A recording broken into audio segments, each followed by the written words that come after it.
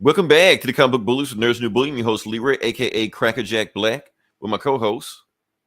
Yeah, this is Eli, aka R2D's Nuts. There we go. Yep, and we are in 2023, the year of our Lord, Michael Jordan. So we're just gonna keep the ground running. I think we're kind of getting in the mood of what 2023 is gonna be. So far, no crazy shit is happening. You know, Same uh, old shit. same old shit. Yeah, and that's good. That's good. Like I said, at this point, we kind of know what to expect from the 2020s, so we're good for that.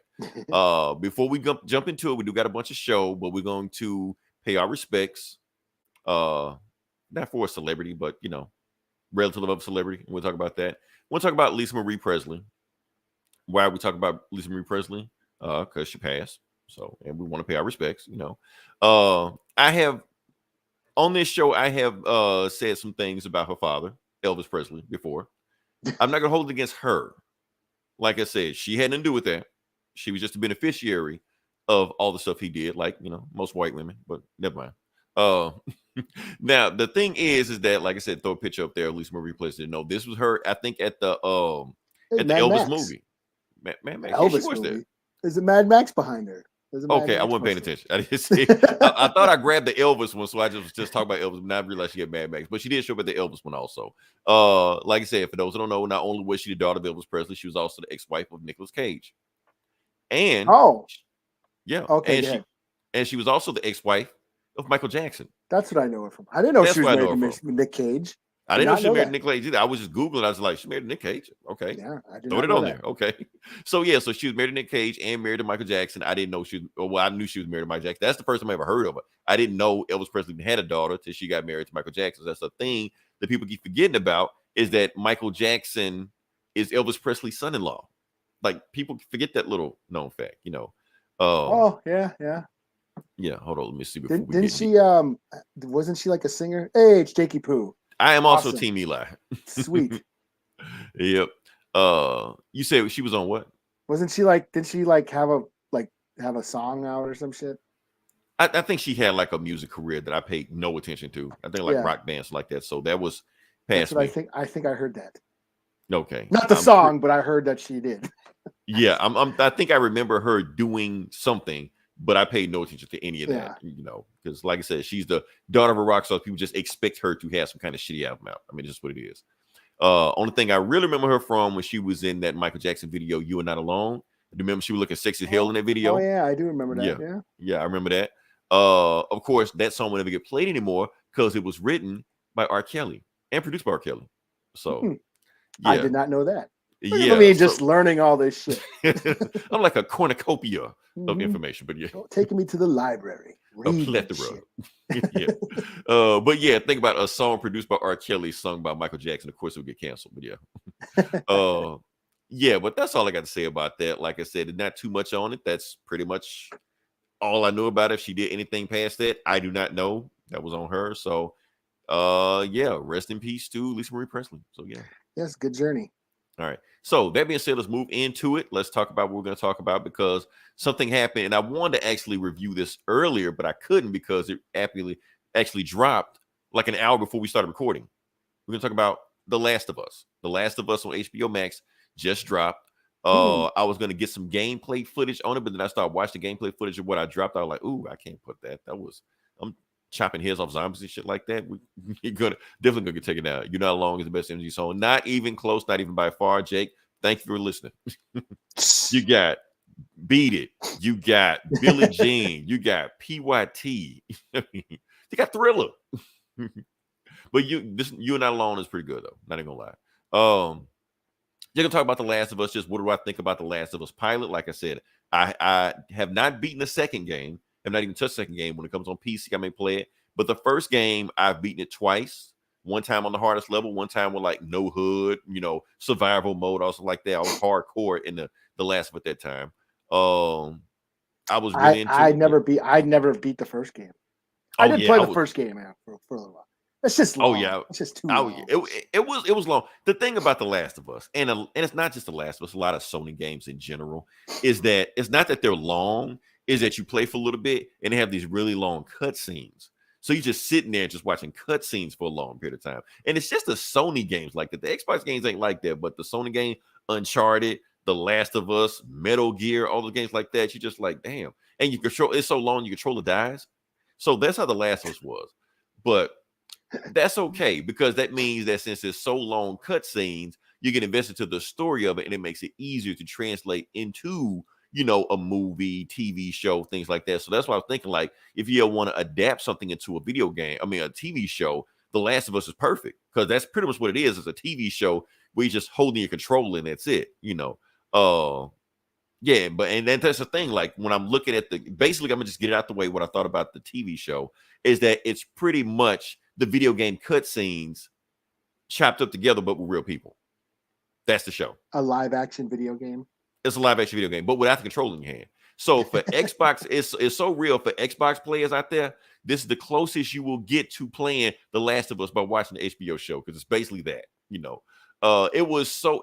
But I actually had fun with it because it was so accurate. I'm like, ooh, they took that scene for that. Ooh, they took that. They were taking dialogue from it. I saw the clip. I saw a clip of when, like, the beginning when they're in the car, and I was like, oh, I remember this when you're sitting in the car in the game. When you're sitting in the car and you drive stuff like in the back seat. It's that. It's just that. Yeah, I was like, oh, I remember that shit. Yeah. Yeah. So that's the thing. So I know some people that haven't played the video game, like, they may be shocked on some stuff that happened on the show when it comes out. Like, I was shocked when it happened in the actual TV, like, video game when I played it. But, I still had fun just watching it. Oh, that's cool. I'm seeing this stuff like that. They did change some stuff. Like halfway through it was a whole mission in the video game that they cut out. Well, like, that could have been a cool ass action scene. You just cut that shit out just to speed up and get to this part. But I was still into it. There's even some people that were that were in the video game that were voicing the people in the video game that are acting in the show.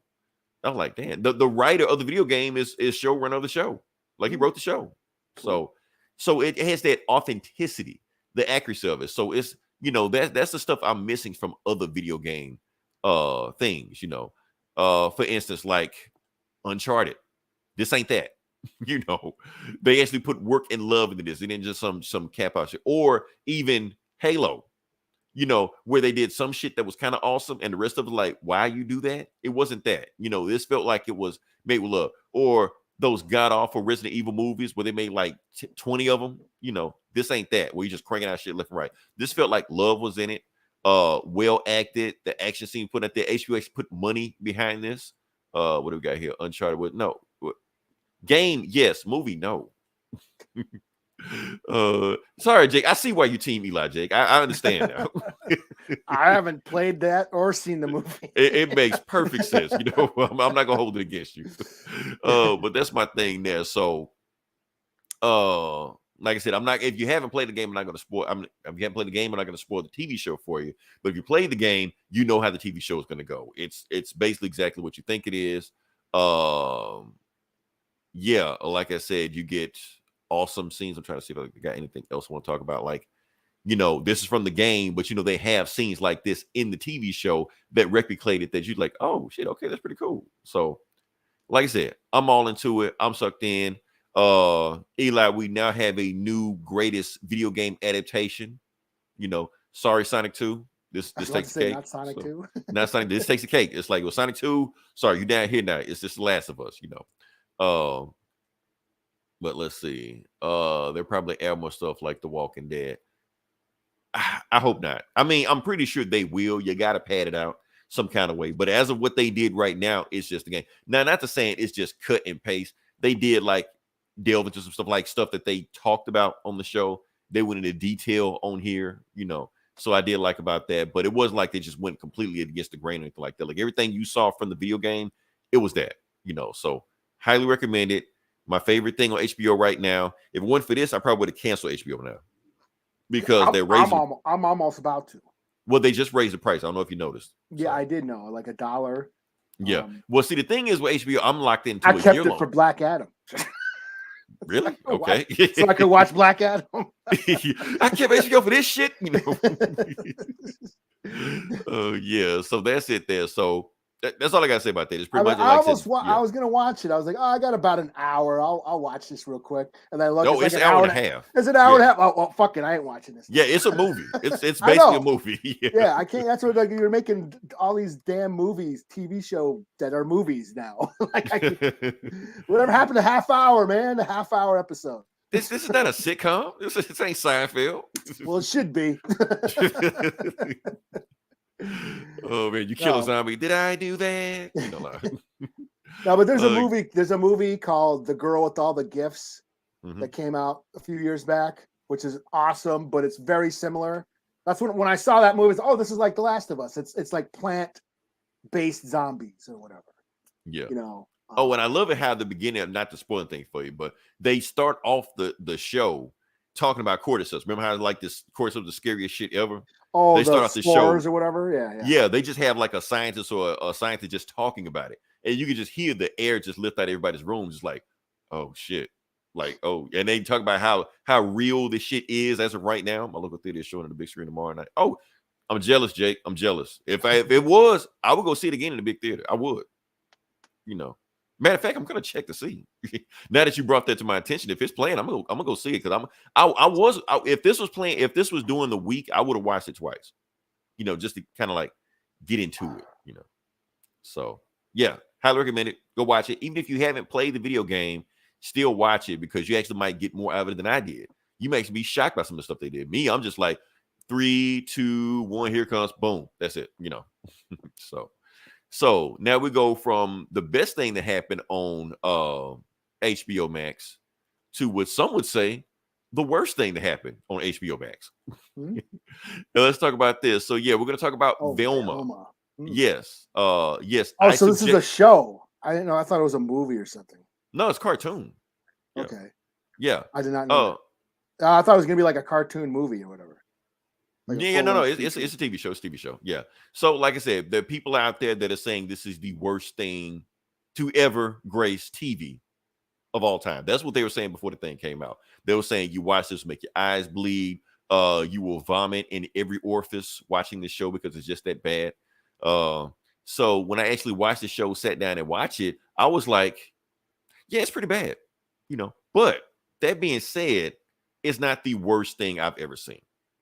I have seen worse TV shows. I have seen worse animation than this one. It actually, like, if I was to compare it to another show, it reminds me of Harley Quinn, kind of. The reason I say that is because it kind of has almost like a similar art style. Harley Quinn's awesome. So Harley Quinn is awesome, but I'm just saying, like, what they're aiming for. Like they're aiming for.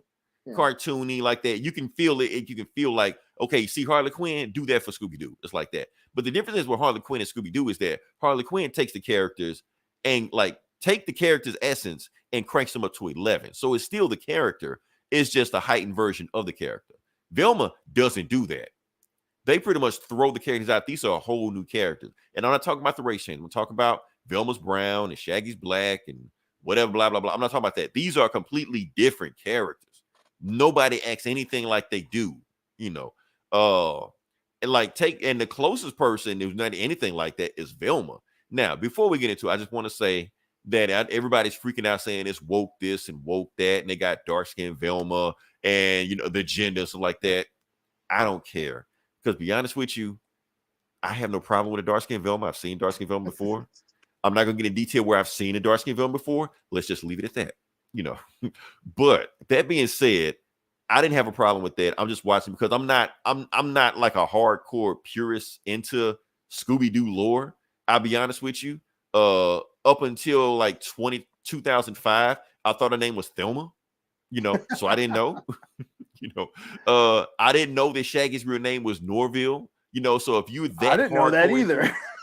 That's what the show is. I'm like, why they call him Norville? Oh, that's Shaggy. Okay. So I didn't know that, but the show is doing that. So if you're that hardcore and you know this stuff, then yes, you might get pissed about this. I guess there's plenty of hardcore Scooby-Doo purists out there. Okay. Enthusiasts. Fine. If you're like that, you know, okay, I get it. You know, whatever. Me, I'm not into it. Just give me a show. Can you make me laugh? And the show, for the most part, I was just kind of just blankly staring at it. It wasn't like it was bad. I was just kind of like, okay. whatever. But every now and then there was a chuckle. I'm not gonna sit there and say I didn't chuckle at anything. Every now and then I chuckle and I caught myself like, the fuck you laughing at? Caught myself. This is the worst show ever. I ain't supposed to be laughing at this shit. But not gonna lie, some stuff did catch me. I'm like, yeah, okay. James Gunn need to do another movie. Yes, for those who don't know, thank you, Jake. For those who don't know, James Gunn wrote the screenplay of Scooby-Doo 1 and 2. He wrote them. So yeah. I never saw those. They were. What? I remember seeing them. No, I've never seen them, man. Sorry. What? They're classic. Eli, I'm telling you, they're classic. Are they? I know I don't say this often. No, I don't recommend movies classic. To you. They're classic. I'm dead serious. They're classics. I've seen them on. I've seen them on. They've been on in the background, but they didn't catch my attention enough to say, "Ooh, I'm going to look at the screen." So. Well, I'll be honest with you. I grew up with them. I love them. That's my favorite Grew up with them. Didn't they come out like 5 years ago? They're like 20. Is it? Well, I didn't grow up with them, but yeah, they came out like 20 years ago. But still, I didn't grow up with them, but that was like my version of Scooby-Doo. Like when I think of Scooby-Doo, that's what I think of. Damn. Yeah, they're like 2000. Yeah. Time's flying by. Yeah. 2023, so like 23 years ago, but yeah, it's old. Like I said, now, and the thing is, this is a fever project of Mindy Kaling. For those who know who Mindy Kaling is, you should know who she is. She was on The Office. Not only was she on The Office, she was a writer on The Office. She was on Minji Project, also like that. She was there. And the thing is, Velma is her. Like straight up her. That's all it is. Like she voices Velma. And that's the thing, like, okay, so people are freaking out that Velma is dark skinned. But honestly, I would feel the way if Mindy Kaling did the voice and she was white doing the voice. I'm like, nah, make it look like Mindy Kaling. So I had no problem with that. Only thing is Mindy Kaling isn't acting like Velma. She's acting like Mindy Kaling. Like that's not how Velma acts, but whatever. Do I recommend this show? No, I don't. I will say this. I will watch it if I remember to watch it. You know how when a show, even if you did recommend it, I wouldn't watch it still. I figured I wouldn't even. I completely understand that. So it's like one of those shows. You know how sometimes when you watch a show and you be like, I watch it if I remember to watch it, but you forget to watch it and you just stop watching it. That's what this show is. So if I remember to watch it, like if I get a notification from Apple TV or HBO, like, hey, Velma's on, I'm like, because remember how you asked because remember, Eli, how you were asking, well, you want some more Seinfeld shit, you want some more episodic 22 minute episodes you just get in, get out. Mm-hmm. That's this. Now, if Velma was an hour or hour and a half like The Last of Us, I'm like, fuck no, I'm not watching this shit, but it ain't that. It's like 20 minutes, you get in, you get out. So I'll watch it, Will I be heavily invested? Do a workout, do some aerobicizing. Yeah, it's just playing in the background, some shit like that. You're like, okay. Hey, I'm paying for HBO. It's already on there. And if I don't have shit else to do, then I just play it in the background, just whatever. If I remember to do that. If I completely forget, I'm like, that's fuck it. I'm done. So that's my thing but as far as everybody else acting like it's the worst thing, I do think it's an exaggeration to say it's the worst thing known to mankind. It is, it's not. It's just a show, But I guess if you're a hardcore Scooby-Doo purist and Scooby-Doo is, Shaggy is Norville. You know how the internet is. They're soft out there. Yeah. They mad soft. Yeah, everything exaggerated. Triggering. This was so bad. I was traumatized. Yeah, that's what they're doing with this. Soft, saggy nipple. The Flash in final season to tell me if it's good. Let's not. Jake, I haven't watched The Flash. How long have you watched this podcast? I haven't watched The Flash in years. I'm the CW guy. Yeah, I used to watch The Flash. Yeah, the first season of The Flash was dope. 10 years ago? Arrow. 10 years ago. 10 years ago. Yeah. Arrow. I was into all that shit. I was watching Arrow and Legends of Tomorrow. Those first few seasons, I was all over that shit. Now I'm on Superman and Lois. Which comes back in March. We should have talked about that, but the trailer just dropped right before we recorded, so I can't really say anything about it. I didn't see it yet. So, but yeah, it's coming back. I think, Jonathan, they got a new actor for Jonathan. Oh, that's right. They recast. One of them quit or whatever, or was left. Yeah, something like that. Now, I do have to say this. There's one thing that did irk me. Norville, Shaggy, whatever like that. Not Norville necessarily. That guy right there. I can't stand that guy in general. I don't know who that is. I forgot what his name. I'm just way out of the loop, man. I don't know. Yeah, I can't remember his name. I just know anytime they need a beta male, he's Hollywood's go-to guy. A black beta male, he's Hollywood's go-to guy. To just go to him at any time. And basically, that's what he is in the show. Shaggy is like friend zoned by Velma. So we went from ultra instinct Shaggy that can beat the shit out of everybody and Goku and stuff like that to some friend zone beta male that was about to cut his own kidney out so he can pay for Velma's some whatever. Like, what the fuck, man? That's the type of show it is. So now me mentioning the show and describing the show, now I see why people bitching on the show.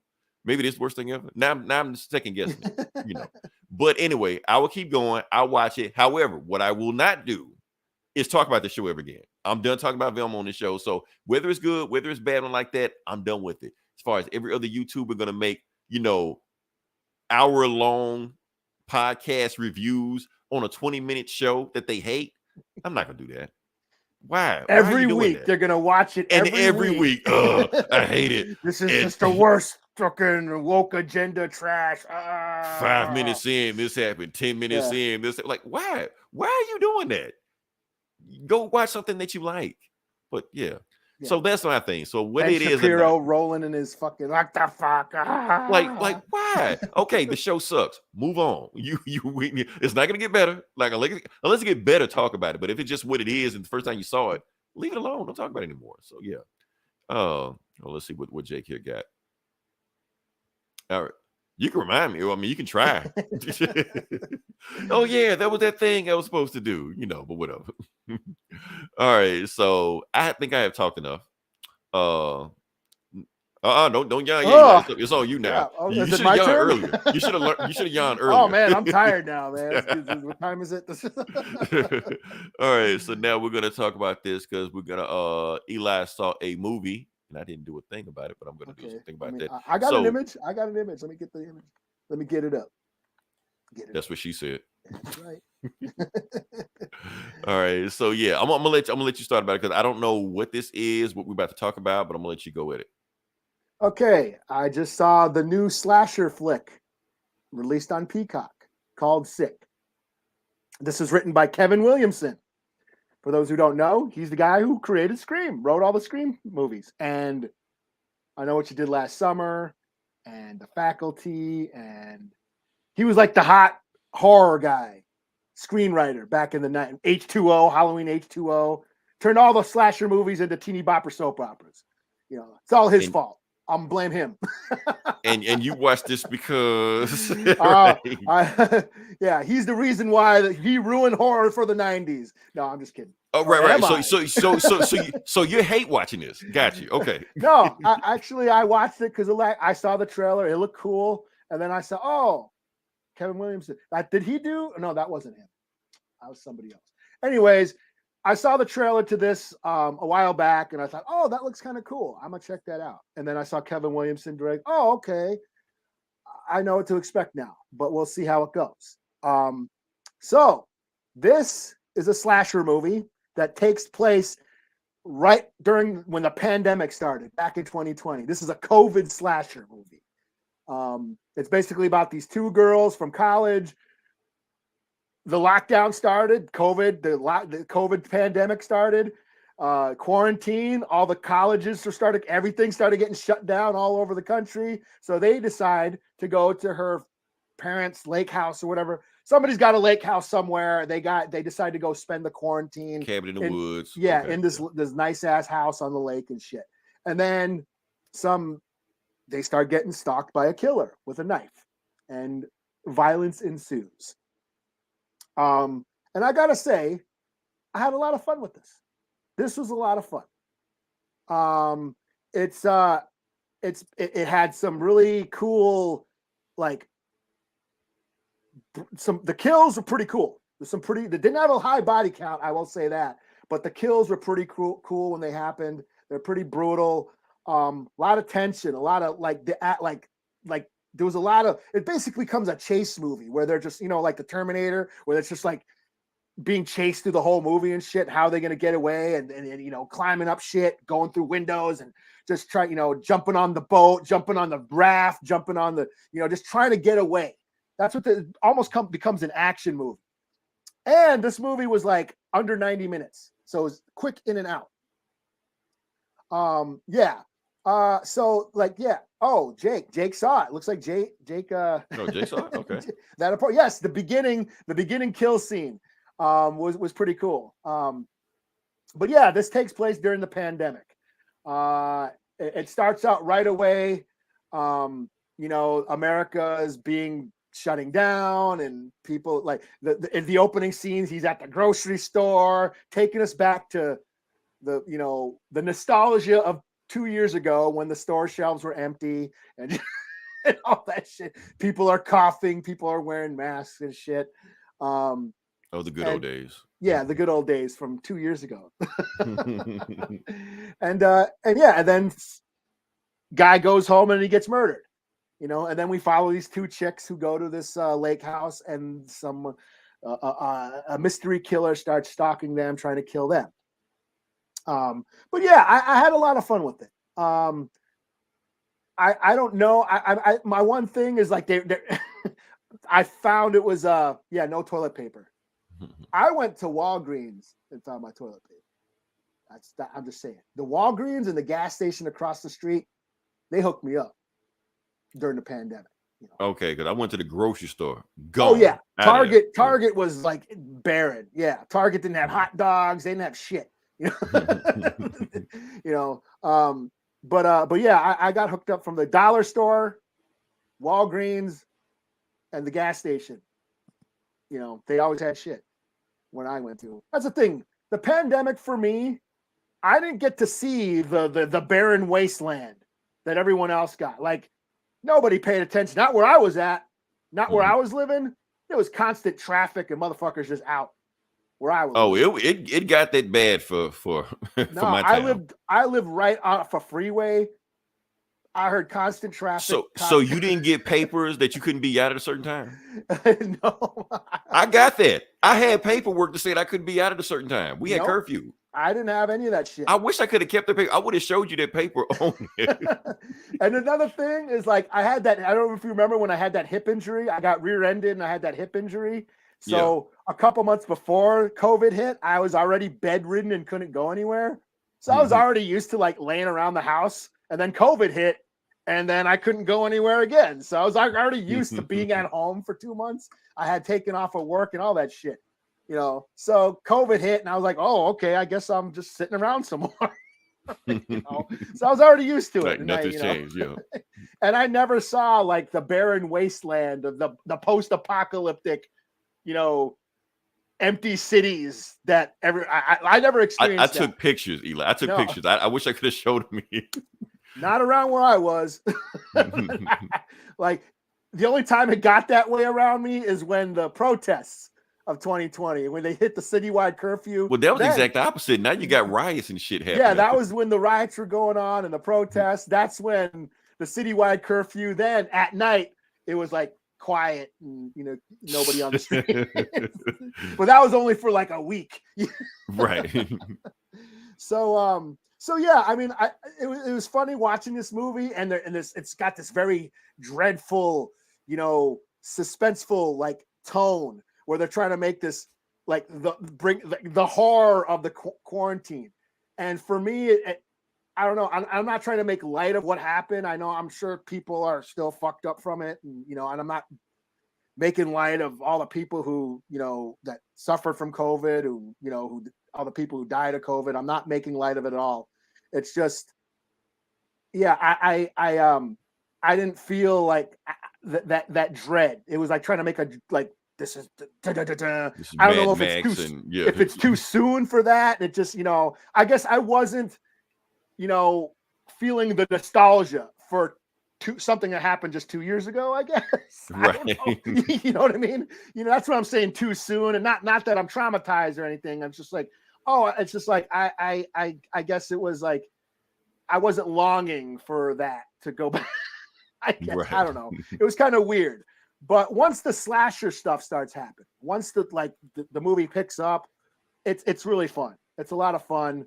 My only gripe is the actual slashers. They were just, as you can see, looks just like that. He didn't have a cool look, Well, ain't that your problem with that guy in the first place? His slashes be kind of generic looking. Yeah, Like the hook guy on I Know What You Did, and yeah, sometimes they have a cool mask or they have a cool look. They just look like Antifa, right. and like in the and the killer was kind of getting his ass whooped a lot. Like the girls were fighting him off, and just like he wasn't like imposing, where like Jason just comes in and you're fucked. This guy, Right. like, I would have kicked this guy's ass and took his shoes. You know what I'm saying?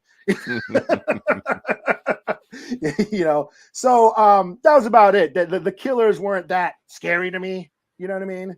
But it was still like a fun ride. And I will say, yeah, Kevin Williamson. He knows how to, he knows the formula of slashers, and this is just a straight up and that's another thing. There was some predictable moments that I thought, oh, I kind of see what's going on. I can kind of figure out what was happening. I knew because it was set during COVID that the motivation for the killer was going to be something about COVID. So I kind of like figured that out a little bit. So it wasn't this big when they revealed it. It was like, oh shit, oh, you know what I mean? Because this is the mystery slasher. There's all these different slasher sub genres of slashers. You have your supernatural slasher, like Jason, Freddy, Michael Myers, Chucky, that Candyman, these ghostly figures that rise from the grave that can't be stopped, that just go around slicing people up. They're like supernatural. They're driven by some supernatural force. Then you have your whodunit slasher. Someone's killing people, and then it turns out it's somebody's relative at the end, blah, blah, blah, blah, blah. Kind of like this. This is kind of like that. And they're driven by some revenge. They're out for some sort of revenge, and so this felt more in line with that. The Scream is like that. You find out that the killer is, dude's son and whatever, he's got some, he's pissed off at some shit and he goes on a killing spree. And that's the same case of this. You figure out who the killer is and why they're doing it. And I was like, oh, okay, I kind of sort of, I didn't have it all figured out, but I kind of sort of had a figured that that it was something along the lines of COVID, because it was this COVID themed movie. But so I had a lot of fun with it. I actually enjoyed it. It was short, in and out. It was very fast paced. The kills were brutal. The kills were awesome. Yeah, my only gripe is the killer was kind of a weakling. Not very scary, but it's not breaking any, like, it's not groundbreaking or doing anything original, but it followed the slasher formula to a T, where it was a lot of fun. If you're a horror fan, you caught references to other horror flicks. So yeah, I mean, yeah, if you're into horror flicks, if you're into slashers, this is a fun ride. I enjoyed it. I'll give it a 3.5 out of 5. I won't, okay. It's better than average, but not great. It's nothing I haven't seen before, but it was still a fun ride. Like the blues, the blues, they got a certain set of chords. It's all in the style. It followed the formula, and it's just had its own little style, So I had fun with it. So yeah. Nice. Okay. All right. Oh, before we do that, Eli, can you filibuster for a little while longer? I got to do something real quick. I'm not going anywhere. I just need to. Okay. Just talk about whatever. Talk about Silk some more, or COVID, or riots, or whatever. I'll talk about Friday the 13th. That's what I've been doing all weekend.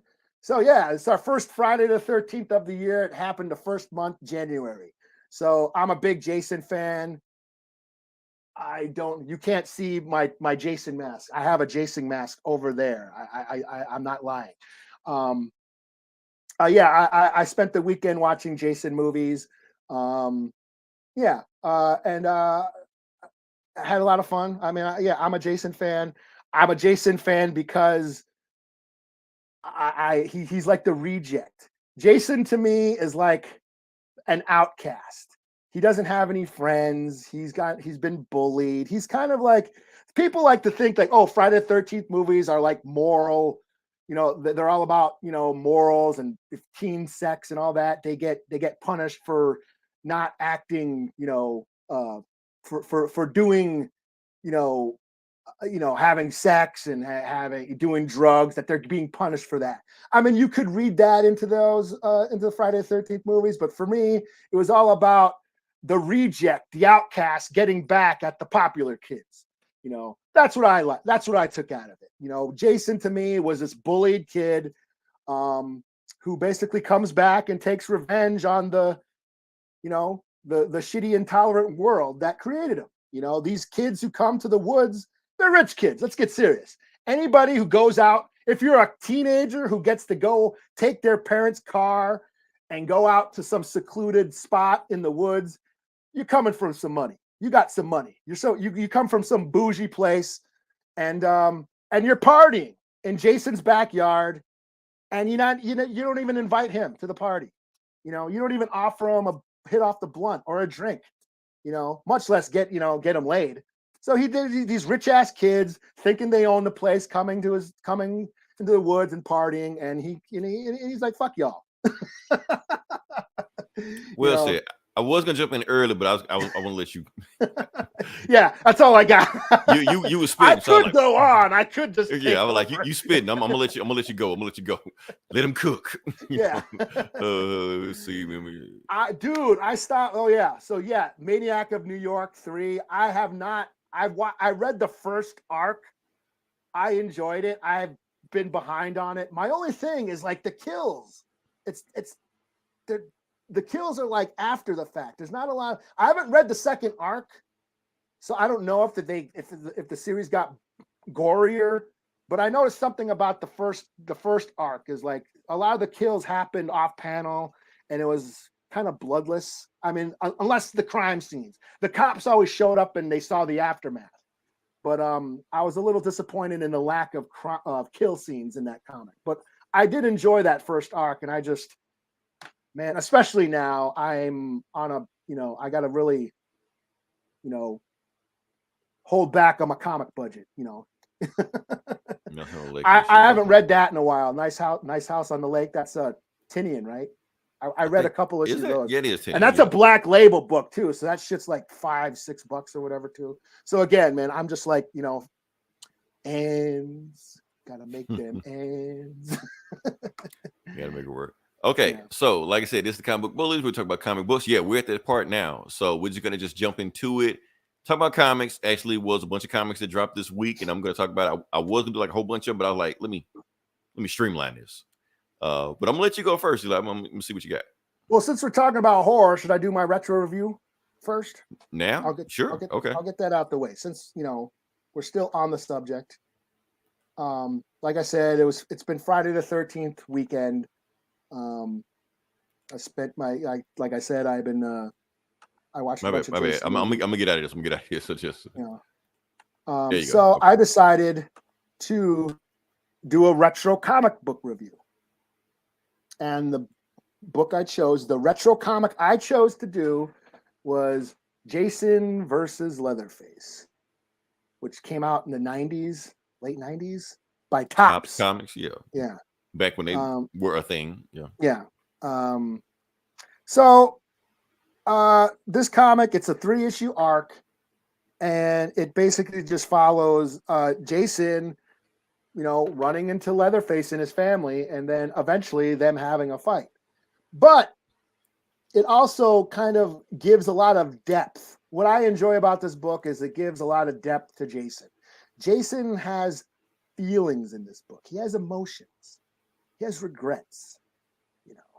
We get to know Jason emotionally. So it starts out issue 1. There's some corrupt corporation that's trying to clean up Crystal Lake and make it, put up a big like factory there and stuff. And they're dragging the lake. They're dragging Crystal Lake and dumping all the pollutants and stuff, the garbage that was in the lake. They're shipping it out to some dump in New Mexico. While they're dragging the lake, they drag up Jason's body. Jason has been, I take it he's been under there since part 7. You know, I think. Oh, You know, so this is canonical. Okay. If we're gonna go by movie canon, he's basically still in part 6 or part 7. He's chained to the rock and anchored at the bottom, of the lake, and he gets dragged up, thrown on this train full of garbage, and the train is going out to New Mexico to go dump in some landfill. Of course, he awakens on the train, kills the whole crew. The train ends up derailing in Texas. So that's how he gets to Texas. That's where he runs into Leatherface and his family. He ends up killing somebody running through the woods trying to escape the Sawyers. The Sawyers are the Leatherface's family. Kills the guy. They're like, hey, Leatherface and the hitchhiker, like, hey, thanks for help. They end up taking Jason back to their house. So the second issue is basically Jason just getting to know the Sawyer family. They're taking him out, killing people, hacking them up for barbecue. Of course, Jason don't eat because he's like a super zombie corpse that doesn't need to eat. Just kind of getting to know the lifestyle of the Sawyer family. What he does notice is how the family treats Leatherface. Now, Leatherface is similar to Jason. He's like, he's like a mentally disabled, with physical deformities, doesn't speak. He's nonverbal, kind of a simpleton. And the family kind of abuses him and bullies him. So this starts triggering Jason. Jason starts remembering his childhood where he was bullied as a kid and abused by his dad and all that. So he starts to feel sorry for Leatherface and starts to stick up for Leatherface. In the third issue, he actually stops the older brother from beating on Leatherface. That's what triggers the fight. He starts chasing the dad and the hitchhiker throughout the house. Jason, he's trying to kill the dad and the brother for abusing Leatherface. And he's right about to kill them, but then Leatherface decides to stick up for his family that abuses him and comes in with the chainsaw, and that's where the fight happens. And they kind of, Jason's got his machete, Leatherface has got his chainsaw, and they duel it out for a little bit until the family just jumps Jason, beats him up with a hammer, and they decide to throw him in the lake. They decide, we're going to pay Jason some respect and not eat him, because they were thinking about eating Jason because they're cannibals. But they end up throwing him in the lake. Yeah, they throw him in the lake. Jason, of course, isn't dead because Jason doesn't die. He gets up and says, basically, fuck these people. I'm going back to Crystal Lake. That's kind of where it ends. It's a kind of a dumb, campy, stupid sort of story, but it does give Jason some depth and some emotion, which I enjoyed as a Jason fan. Especially him connecting. When he sees Leatherface being bullied, he actually offers to help Jason, and you get inside Jason's head. He's like, yo, this is the first time I've ever hesitated killing somebody. And it's to help this guy. It's to help Leatherface, who he feels he has a connection with, that he feels they have things in common. They've both been bullied. They're both deformed. They've both been abused by their family. So Jason sort of feels a connection to Leatherface and decides to help him. But when he decides to help him, he's like, this is the first time I decide not to kill somebody, and it's because of you, and this is how you're going to treat me when they start fighting. It's like, well, fuck it. Let's be some killing motherfuckers then. And they start throwing down. Yeah. So it's very campy and kind of goofy. But yeah, I do enjoy that it sort of fleshes out Jason's character, and the artist again is very cartoony, but these covers by Simon Beasley are dope. But yeah, I mean, it's if you're hardcore into Jason or Leatherface or just horror comics, if you can find it, give it a whirl. It's a goofy, fun, campy read. Leave your brain at the door, which is what I did, and yeah, it's a lot of fun. So 3 out of 5. So when you first read this book back in the 90s, did you have a dog in the fight? Like, were you rooting for one of them to win? Well, I've always been a Jason fan. So yeah, I was like, well, fucking Jason's gonna fuck Leatherface up, just because Jason is like this unstoppable force, right? In your head canon, but yeah, yeah, and Leatherface is just like a human, but it doesn't. It's not just about a fight. It's more about Jason, like I said, feeling sorry for Leatherface and deciding to stick up for him. There's that twist. That's what I found interesting. Even though it's just goofy, stupid, right? But they humanize these characters. But it gave Jason sort of a humanity that I didn't expect. More so than the remake, the Friday the 13th remake. They tried to make him human in that, which, I mean, I like that remake. I think that remake, the 2009 Friday the 13th remake, I loved that. Yeah. I thought it was cool. My only gripe is Jason taking that chick hostage, holding that chick hostage, like keeping her in the fucking basement of his, lair or whatever. Right. Like, Jason don't take prisoners. He kills everybody. So for him to like take this chick and keep her like chained up in the basement, I thought that was the only thing. I thought that was stupid. Like, no, Jason, Jason don't do that shit. Just out of character. Yeah. Yeah. All right. So first book I'm going to do is Lazarus Planet Alpha 1. That's that. Okay. So the DC. Yeah, the DC. This is the thing that they've been hyping up. Like, there's going to be the thing that changes everything, and maybe maybe won't. I don't know. We'll figure it out. Isn't this going to be like zombies or something? No, it's not zombies. It's something. What is it? Just dead people coming back to life, but they're not zombies. Not that either. It's it's weird. Remake last Friday. Remake is the best. I like it, but I think Freddy versus Jason is better than the remake. I like Jason X better. I don't care. That's just me. Jason X is cool too. Where is it on my list? Jason X is fun. I just like. I like all the Friday the 13th movies except for Part 8. Jason Takes Manhattan is the only one that I think generally sucks.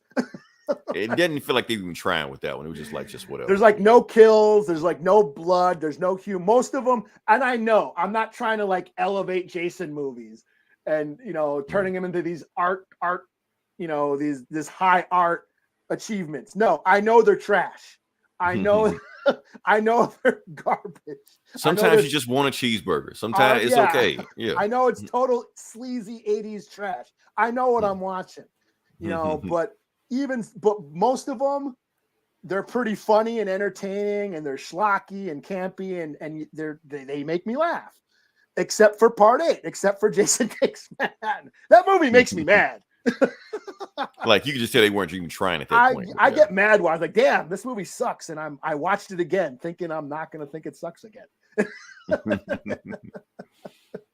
Oh, man. All right. So, like I said, it's kind of, okay, I know what happened in this book, but it's hard to explain what happens in this book. First off, we didn't even finish reading or even reviewing the, what was that shit? Dark Crisis?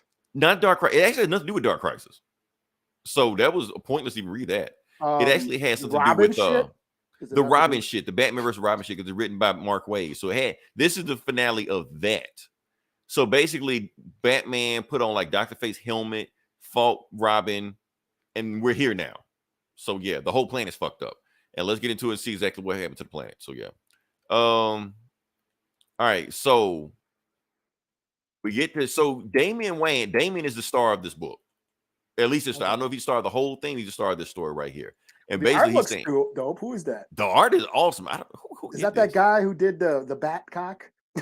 What's that dude's name again? Oh, I know Lee somebody. Yeah, not him. Oh, where is it? Not telling me. Oh, right here. Batman Ricardo Federico. Is that his name? That's his name. No, that wasn't the guy. That was Lee. That was Lee somebody. Yeah, Lee something. Yeah, wasn't that? But this is a cool artwork, But anyway, they're in a plane. They're in Tiger's plane. Batman is fucked up. Talia's holding him, and they're in the plane with Black Alice, and Damien's just like, I'm gonna fix this. Don't worry, I'm gonna fix this. He's like, you got a plan? Do I have a plan? Do you know what my father is? So even though he hates his dad, he's always bragging about his dad. That's Damien for you. So anyway, they're flying. The skies are green. I'm gonna find out why the skies are green all of a sudden. And Batman's fucked up. So obviously we know who won between the Robin versus Batman fight, but his eyes are green, and we're gonna find out why the eyes are green in a second. So anyway, they get an alert from Supergirl. Supergirl's like, any heroes available, come to Hall of Justice right now. Everything is screwed up right now. Everything's out of control. The entire planet has been hit with a storm that's raining like Lazarus juice. Like it's basically, yeah, like it's literally it's storming Lazarus. So magic is screwed up. Everything is hitting, is tearing up. Yeah, is it called juice? It wasn't called juice. I think I'm just making that up. In my head, it translated to juice. I thought it was called like oil or something. Lazarus oil something. But it's rain. Yeah, Lazarus rain. Lazarus aid. Right.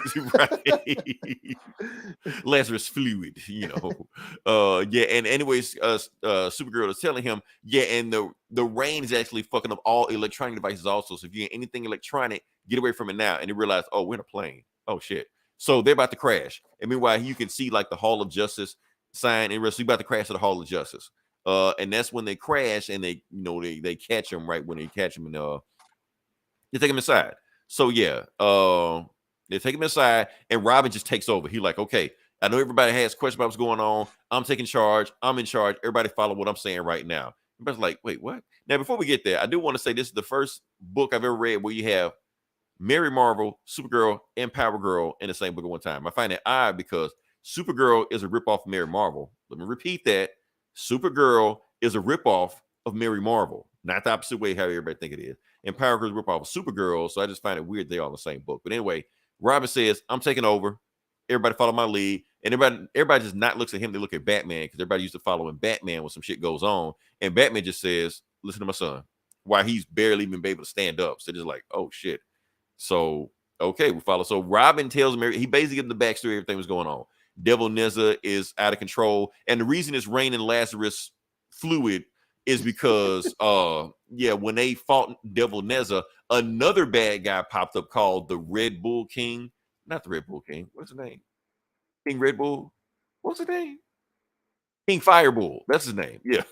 Okay, so King Firebull has rose from the volcano of Lazarus Island, and it flooded. It caused a volcano so big that it flooded the world with Lazarus rain or whatever like that. And just hearing Devil Neza's name, Supergirl like, oh shit, because she remembers him, from that Batman Superman book that we reviewed. And so basically, Robin's like, okay, I got a plan. We're gonna split everybody up, and we're gonna split. You guys go to the Tower of Fate because they made me take all the magic in the world and stuck it in Tower of Fate. So I want you to go there and release those guys. And I want the other people to go find Devil Neza because we beat him, but stop the Red Bull King, whatever his name is, he may be able to flip over to our side and help us beat him. So y'all go do that. Y'all go do that. Meanwhile, I stay back in case any other superheroes come here and they recruit. And the Monkey Prince stay with me. So the Monkey Prince was supposed to be like the biggest thing in this book for some reason. I don't know why. But anyway, they try to break into Tower of Fate, but they can't because Power Girl is Kryptonian, so her magic, she can't work on magic. Zatanna can't break into it. Mary Marvel can't break into it. Cyborg and Blue Beetle try to break into it, and that's where they get hit by the Iron Bull King, or some shit, whatever, some big monster. Anyway, the Red Bull King put him in front of everybody, so he's gonna fuck everybody up, and they gotta fight him. So that's who they're fighting. And they get their ass whooped. Anyway, Batman and Supergirl and some other people, they fight the Bronze King, who also sent by the Red Bull King, So they fight him, and Supergirl, Power Girl, I can't remember. They the same people. Anyway, Supergirl is just like, I'll fight this guy even though my magic doesn't work, but we'll fight him anyway. So they fight.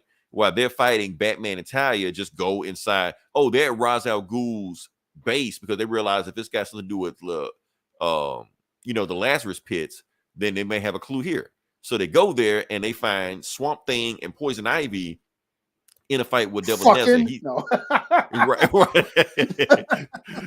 Can you knock Batman? That's right. Eat my shrooms. We all remember what happened with that one, but yeah. So they're fighting. So yeah, and I don't care. There's some shit about Black Alice and the Monkey King doing some stuff. I don't care. Skip. We back to Cyborg and Blue Beetle fighting these people, and Mary Marvel doing nothing. The Iron King just like, man, the rain is hitting harder than you. This all you can do to me, So Power Girl just takes him and just throws him in the sun or some shit, whatever. And they beat him. And meanwhile, back to Skip. That's that artwork. I don't really give a shit what's happening in the story though. But yeah, so they're fighting. They're all fighting Devil Nezza. Batman fights Devil Nezza. Swamp Thing's fighting Devil Nezza. Devil Nezza rips off Swamp Thing's arm. And then that's when Supergirl shows up. Heat visions him. It's like, okay, we got a limited amount of time for we can beat this guy. So they all just jump him at the same time. Poison Ivy, Swamp Thing, everybody, Blue Devil. They knock him out. But they give you a little map of all the shit that's going to happen later on or whatever. So they finally break into they can't break the Tower of Fate, and Mary Marvel tells everybody to back up, like, I know how to get into the Tower of Fate. And she says, Shazam, which is going to bring a lightning bolt, which will blast the Tower of Fate, which lets them get in there. So they thought they were coming in to get like some, Dr. Fate helmet and Aquaman's trident and stuff.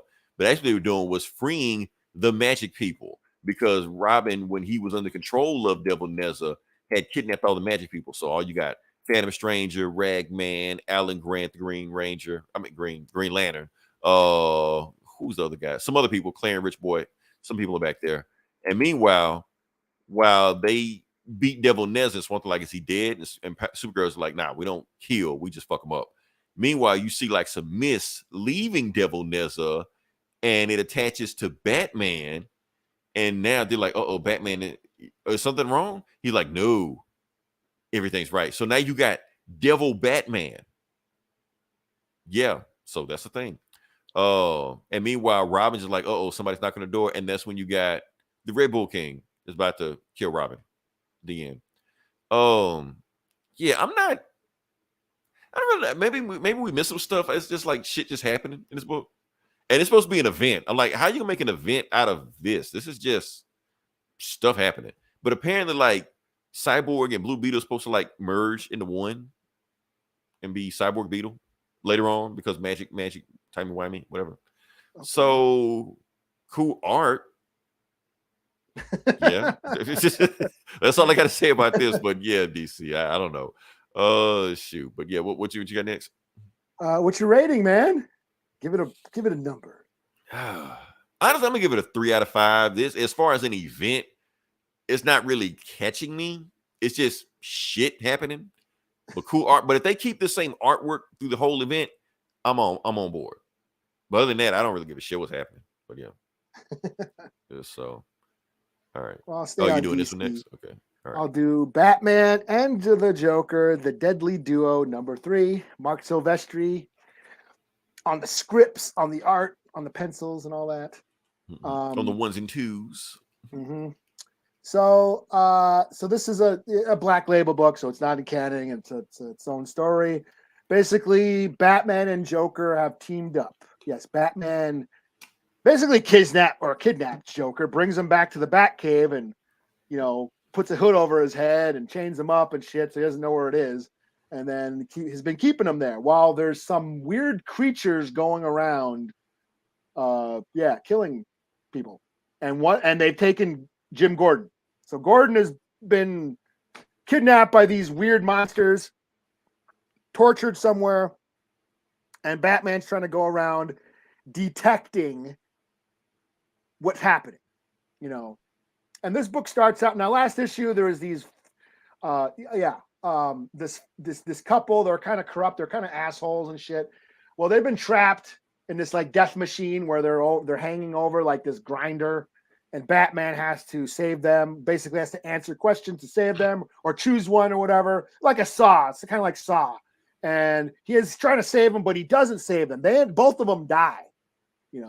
It's kind of fucked up. I was like, oh shit, Batman didn't save these motherfuckers, because you kind of thought it's Batman. He always saves the day, right? Batman, because he's the fucking Batman, the goddamn Batman. Well, he doesn't. They both die. So Batman fails, and he takes it hard. Kind of a cool. It's not cool that he failed, but it's kind of cool to see Batman deal with failure. This is why he's the Batman. Why he preps for everything, so this doesn't happen. Well, is this like early in his career or something? Or? I don't know. I don't know when, but yeah, he's dealing with failure. He's dealing with regret of not being able to save these lives. And then he's detecting something about the DNA of these creatures. and there's that going on. Then somebody in the company he suspects of who's behind this, and yeah, and then this is a scene where him and the Joker kind of like, hey, we're gonna go find. He's like, okay, Batman's pissed off for like, you know, not saving those people, so he goes and gets a Joker. Like, yo, we're gonna go fucking figure this out. You know, kind of grabs Joker and they go off, take off in one of the jets, the Bat jet. That's kind of it where it ends. We're finally gonna fucking figure this shit out. So I think this is my.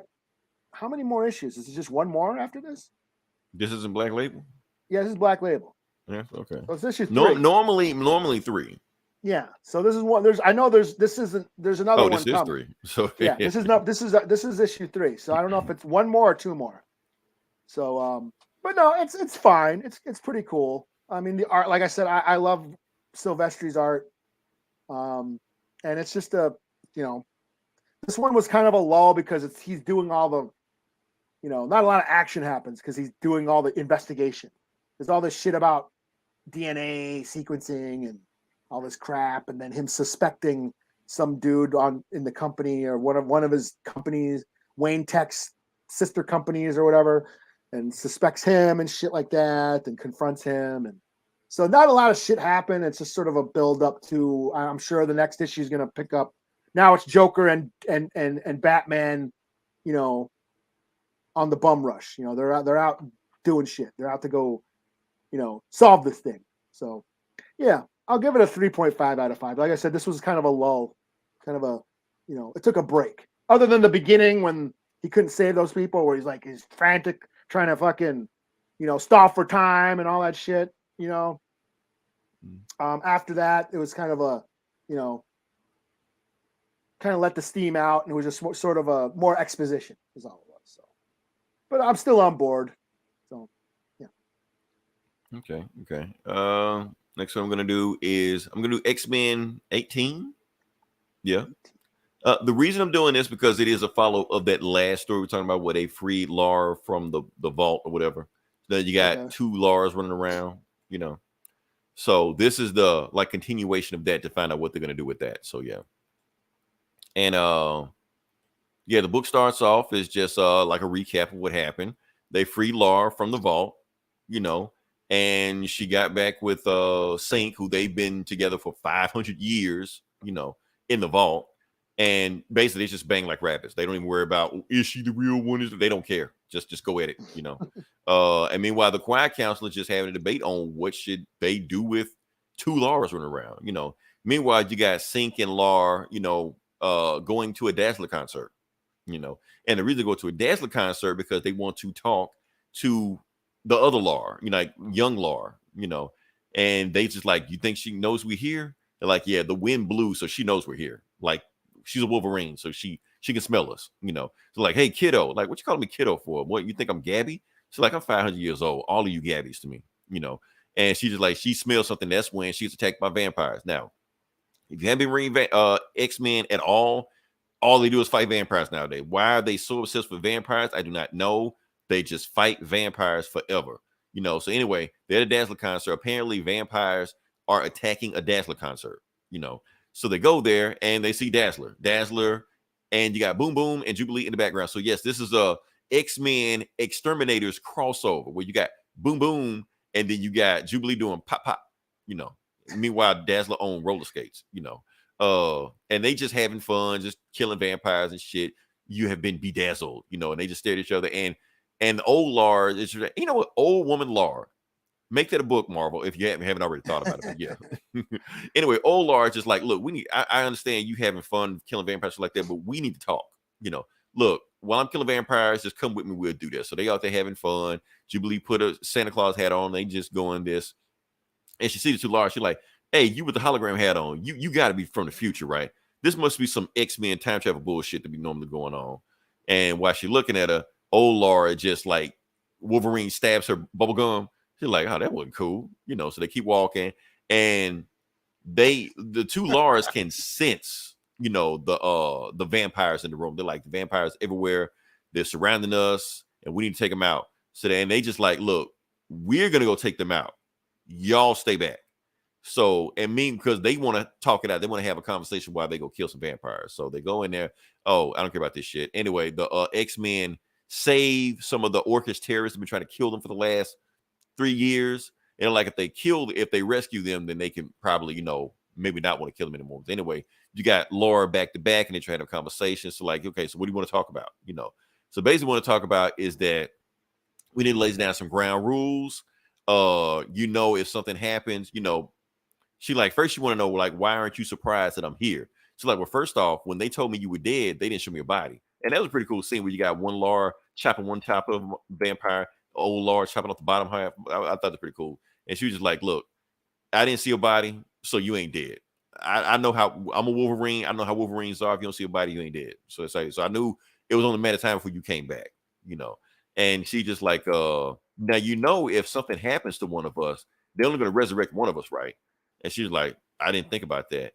And the old Lars is like, yeah, and they probably going to resurrect me because I'm older and I know more stuff than you. So they're probably going to resurrect me because you're just a liability. She's like, well, that's cool. I don't plan on dying anyway, So, and then they're just like, just back to back, they kill all the vampires and just have it out. So they basically say last thing. She's like, oh, one last thing.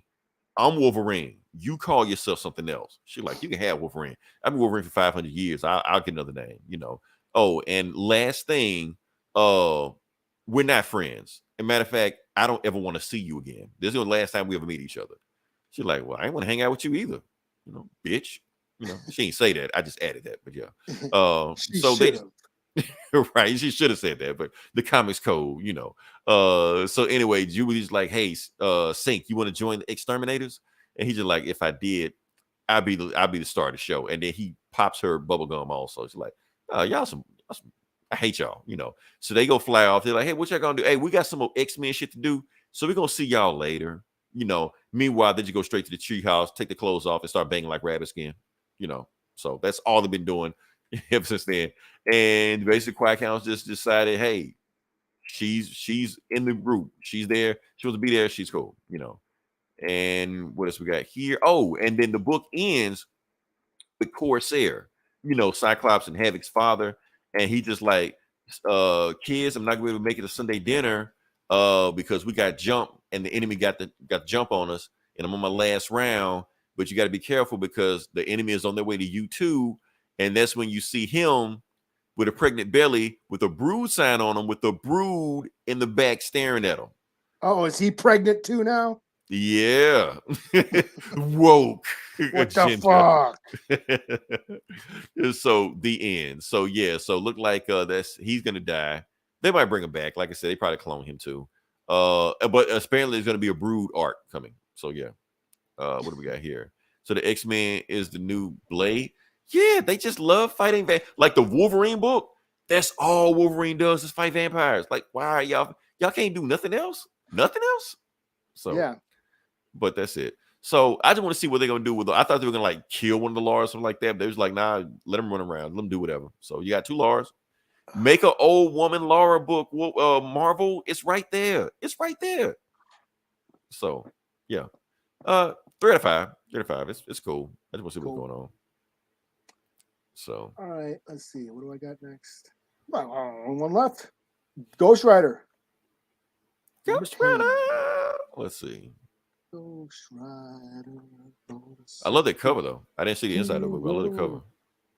So this wraps up, or at least I guess kind of sort of wraps up the exhaust arc or whatever arc we've been on. I don't know. That's what it seemed like it was trying to do. Yeah, kind of a lot of crap happened. Okay, I'll get into it. So, anyways, what's been happening is like Exhaust. Exhaust is like this new character. It was like a demon, the dark side of Ghost Rider or whatever, inside Johnny Blaze, kind of possessing him. Wolverine. I reviewed that book where Wolverine basically the backdoor alley surgery on him, sliced it out of him and shit. So now Exhaust is just out there, fucking shit up. Now Blackheart is trying to bring hell on Earth, and then there's the counts, the night magicians or whatever, I forget what they're called. A bunch of magic folk are trying to stop him. And then there was an FBI agent, like this gothy psychic FBI agent, kind of like the X-Files, like kind of searching for Ghost Rider, for Johnny Blaze. She ends up teaming up with Johnny Blaze in the last couple issues. They go to Chicago, where there's all this concentrated evil underneath this cathedral, this big giant church and shit.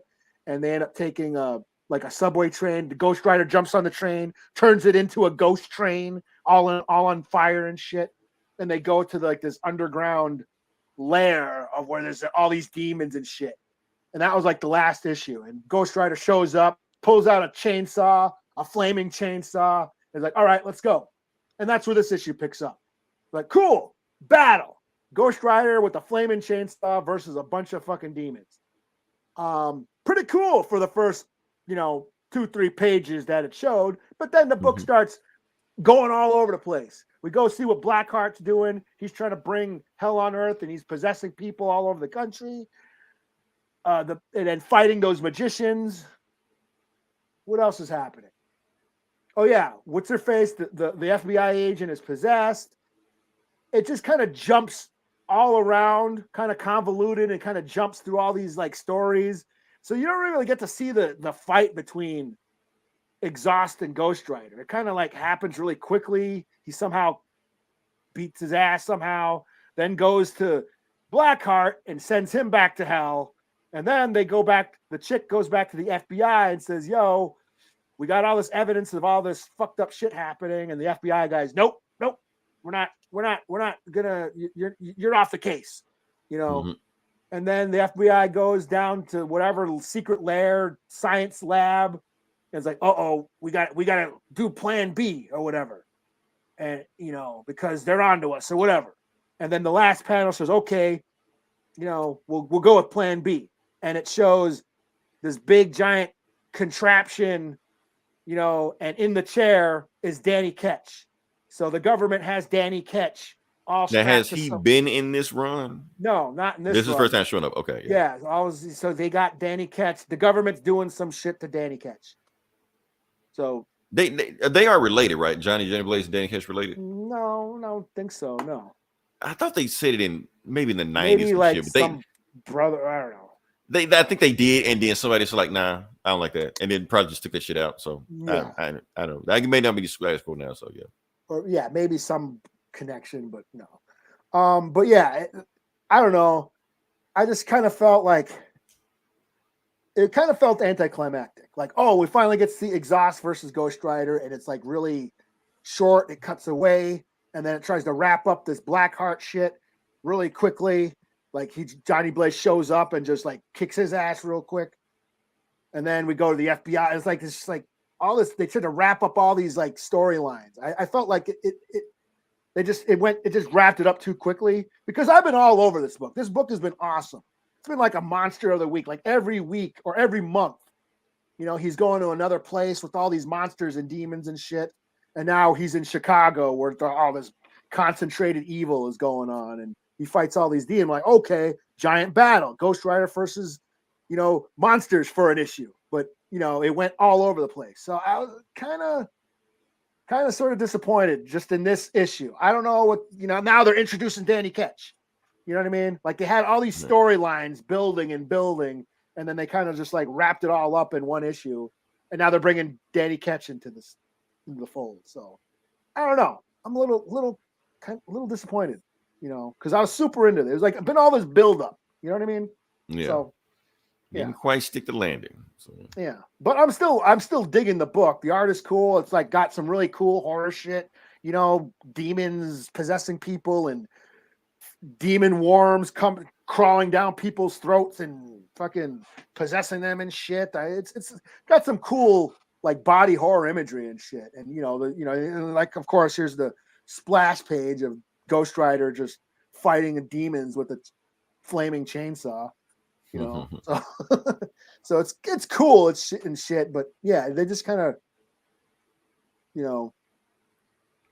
half-assed this ending. At least this issue, wrapping up this, anticlimactic battle. So yeah, I'll give it a 3 out of 5.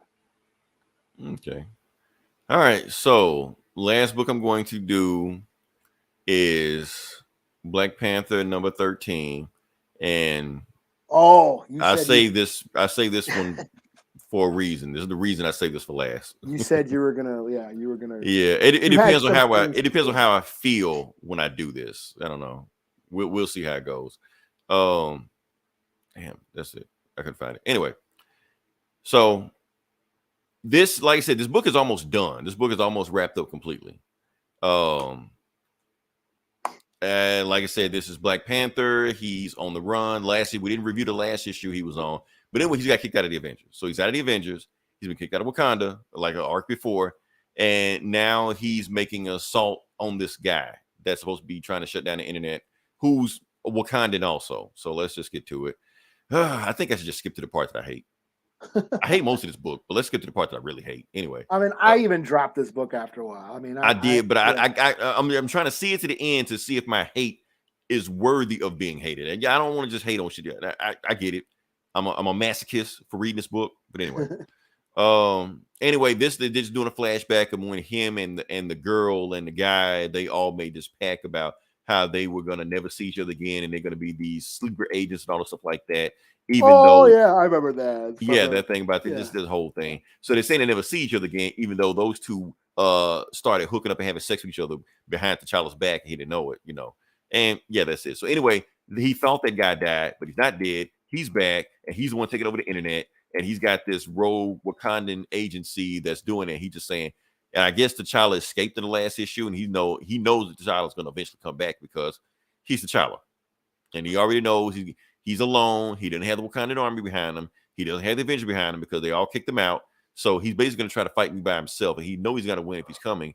But he's hoping he just doesn't fight him. Just let him do his thing, because basically he achieved world peace, which he always wanted anyway. So T'Challa instead he got all the people he gathered that he's made friends with doing like this run, like the Buffalo Soldier and who else? Some other people too. Anyway, they're all going to make an assault. It's like 3 people that made an assault. Oh, Gentle, that Toshin dude, Wakanda, that dude that's got vibranium skin or whatever. So all those people are with him, and they're going to make a rush on them, you know. Meanwhile, while they're on their way, they're formulating a game plan on what to do. They get attacked. Well, the Buffalo Soldiers get attacked by Captain Marvel. She blasted the ship, so they got to crash land into the bottom of it, you know. So they're out. They also get attacked by Captain America's shield, just hits them, you know, takes their ship out, so they got to crash. And Shuri gets hit by Thor, so all 3 ships are done. They're out of there. So they're all about to crash, you know. So brace for impact. So they land, and that's when, you know, they got to fight each individual Avenger, you know. So they all step out, and Thor's like, "Oh, y'all ready? Let's go," you know. And Captain America about to fight the Buffalo Soldier, you know. But we don't see any of that. We just see this, and this is shit that pissed me off. Let's get into it. Why it pissed me off? Because you got Black Panther and Captain America about to square off each other, and they basically talking shit to each other the whole time. They just like, you know, T'Challa's like, "Oh, this been building up for a while, Steven," you know. So they get ready to go at it. Captain America runs at him, bam, smacks the shit out of T'Challa. He tries to fight back. Captain America blocks it. Like nothing he's doing is working. He's just smacking this shit out of T'Challa, takes him, and when they try to get help, he's like, this between me and Cap, stay back, you know. So that's when Cap grabs T'Challa and just starts beating the shit out of him, beating the shit out of him, beating the shit out of him. I'm like, what the fuck is going on here? Like, just, and then knees him in the face, knocks him out. And because basically trying to say that he hadn't recovered from the Buffalo Soldier, he still got his ass whooped from there. He's like, so how you expect to take out that dude that's taking out the internet, and you can't even take me? And that dude has a whole army, you know. He's like, I'm gonna do what I must. So he tries to stand up again, you know, and he's like, fine, let me whoop your ass again. So right before they go at it, they get stopped by Namor. Namor jumps into it, and he thinking he's better because Namor is also in the Avengers. Also, he thinking, oh, I got to fight Namor also. But Namor's like, no, I haven't come here to fight you, T'Challa. I've come here to help you. And that's when he turns around, and it's the entire Atlantean army is going to help him to fight that dude that's taking over the internet. You know, the end. Now, here's the thing. Here's the problem where I had with this book. Okay. Hold up, before I get there, let me let me collect my thoughts. Okay. The artwork is badass. I gotta give him credit. The artwork is badass on it. But that being said, I said something nice about this book. Here's the problem I have with this book. Now, I don't mind T'Challa getting beaten. I understand the rule that Stan Lee made is that the writer is the winner of any comic book story is whoever the writer wants to be. I get that. My problem is, why is T'Challa getting his ass beat this entire run? He hasn't got to win off anybody. The Buffalo Soldier beat his ass. He got beat by somebody else earlier. One of the War Dogs. Captain America beat the shit out of him. Now, I don't have a problem with Captain America beat the shit out of him, but in my head canon, like I said, we all have our head canon. I'm thinking Cap and T'Challa about equal. So if you want to have it where they go back and forth and then Namor jumps in and break them up, I'm cool with that. But to just have Captain America just mollywop him and just like wipe the floor with him, no. Well, it looked like T'Challa just led him too. He wasn't even fighting back. No. That's the problem. That's the thing. He was trying to fight back. It wasn't like he just sit there and just let him stop him. No, he was trying to fight him, and he was getting his ass kicked. Now, even if he didn't want to fight back, I understand you not want to fight back and you want to do that, but you don't get your ass whooped either. Defend yourself some kind of way. You don't let a dude just beat the shit out of you. I'm sorry. This is not my T'Challa. I'm sorry. The whole run has not been my T'Challa. He's been just weak as fuck. He's been indecisive. He's been getting his ass kicked left and right. It's just too much wrong shit. This is what's this guy, John Ridley? This guy, I blame him. Everybody want to talk about Ta-Nehisi Coates had the worst run in Black Panther. No, it's this guy right here. It's making me wonder about him. Does he have an agenda against Black Panther or T'Challa? I'm starting to wonder about this. They already killed T'Challa in the movies. Are they trying to do a character assassination in the comics? Because he's already been kicked out of the Avengers. He's got 2 issues left before this run is done. So we could just be done with T'Challa and we won't even see him again because he doesn't have his own solo comic. He's not in the other comic. Like, what are we doing here? Like, do they have a memo out to shit on T'Challa like they did with the X-Men and Fantastic Four back when Fox was doing all that bullshit? Are they doing that with T'Challa now? Because it makes me wonder. And if he is doing it, shame on you, John, really. Because it's making me wonder. I mean, it makes me wonder, are you an agent? Are you working for the other side? I mean, it makes me want to call him something I never called a black man before. The shit he's doing. He's a jive turkey. This is some jive turkey shit he's doing right now. Because you're doing all this wild shit, you're doing this, having to get his ass whooped. That's my thing. If you want to have him beat, but not getting his ass whooped, getting his nose bloody, busted up by Captain America. That's weird for Captain America even do that. You're the second person I've heard someone calling someone a turkey in a couple weeks. Okay, we're trying to bring it back, Eli. We had a press conference. Black people had a conference. So I watched the movie Wildcats. I don't know if you remember the movie Wildcats with Goldie Hawn and Wesley Snipes when she's coaching the football team and shit. In the 80s, yeah. Yeah, in the 80s. I was watching that and someone all right, turkeys. I was like, damn, that's an old school turkey. Now the thing is, we used to call people jive turkey. Jive turkey was some serious shit. You had to square up right then. That was an insult. That was a serious insult. That was an insult. Call someone a turkey. Exactly. So now, like I said, I don't use that term lightly. I only call somebody a jive turkey when they do jive turkey shit. This is some jive turkey shit. If he has a memo from Marvel to shit on T'Challa on purpose and he's carrying out that order, yeah, you a jive turkey. I'm just saying what it is. So that's all I got with this. I'm gonna continue reading this book just to anger myself more, just so when I shit on this book properly, I have the term to do this. But I don't want anybody else to read this shit, pretend like it's done. I don't know what this got to be a mandate for Marvel. I definitely feel like it's a mandate for Marvel. So that's just me. I don't know. Shoot. What else you got? I'm booked out. Yeah, I hate to end the podcast on this. This took all the wind out of my sails just even reading this shit. But yeah, if you're listening this long, definitely like, share, subscribe. We'll have some new shit coming on. The reason we didn't review the Ant-Man trailer because the Ant-Man movie will eventually come out. Which review y'all already did anyways. Yeah, we already did it there. Y'all shit on MODOK. Y'all already talked about it all week. What do we? Yeah, we're late to the party. You know. Like, Ant-Man movie's coming out. Yeah. But we are the first to talk about The Last of Us. It dropped this week, so we're ahead of that. So yeah.